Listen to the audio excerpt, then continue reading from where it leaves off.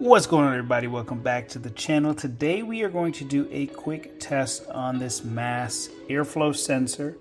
So the instruction says that the sensor should be roughly at about 77 degrees Fahrenheit. So when we look at that, we're right about 77, right in that range.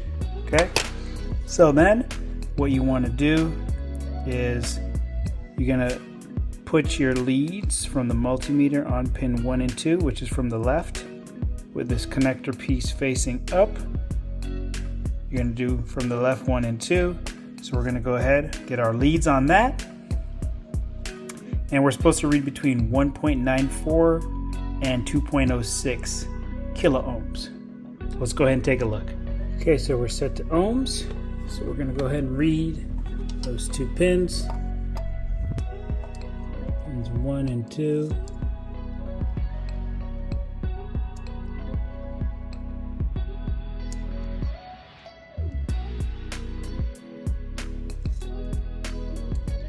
Okay, and we can see from that reading, we are right in spec, so this mass flow air sensor is good to go.